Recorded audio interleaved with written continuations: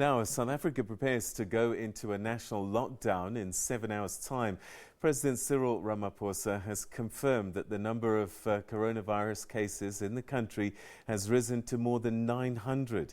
The president updated the media a little earlier today. He participated in a virtual Extraordinary G20 Leaders Summit meeting on a coordinated international response to the current COVID-19 pandemic. The summit aims to advance a coordinated global response to the COVID-19 pandemic in view of its considerable global human, economic and social implications.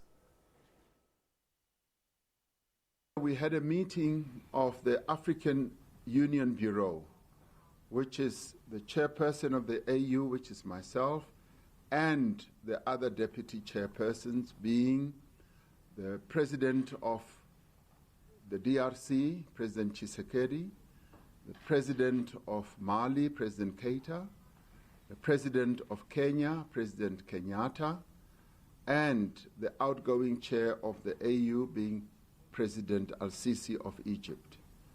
We had, as well as the African Union Commission chairperson, Chairperson Faki Mahamat. So we had a wonderful session, which I convened to enable the continent to have a clear position on dealing with COVID-19. And we found that the numbers that are affected on the African continent are rising almost every day.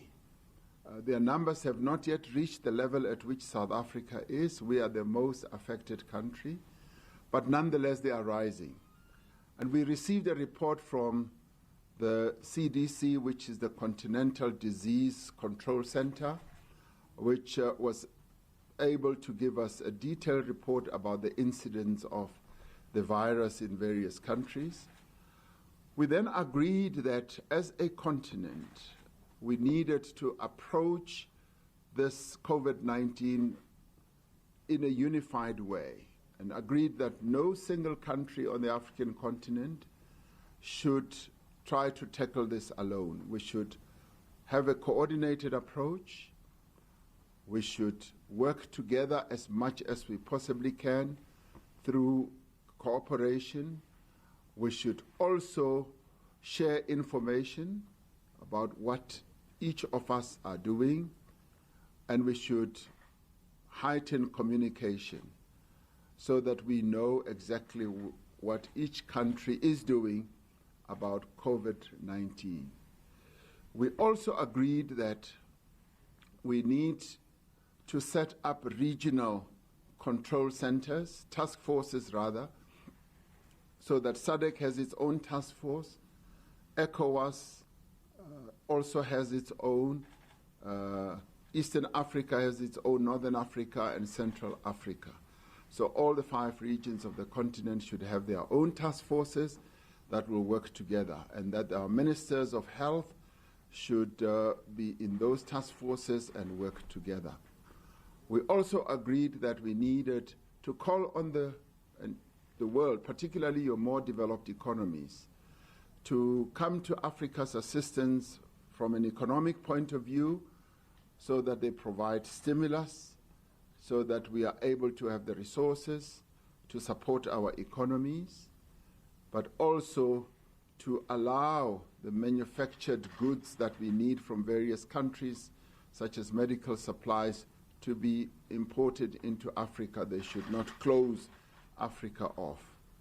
Lastly, and more importantly, we decided to raise a fund, the Africa Coronavirus Fund, Solidarity Fund, if you like, which will help the CDC, the Control Disease Center, but which would also help countries that are going to be in greatest need.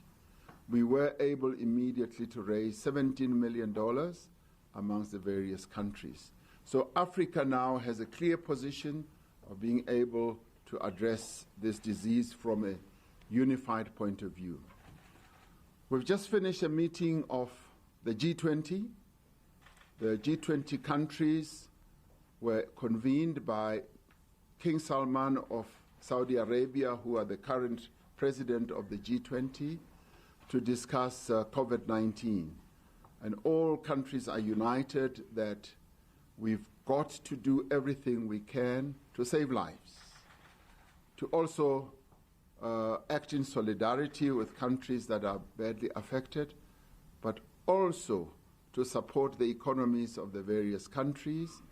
And we as Africa have called upon the countries of the G20, particularly your more developed economies, to support stimulus packages for Africa, to have debt relief from the World Bank, IMF, so that countries are then able to halt their interest payments so that they are able to focus on fighting the coronavirus.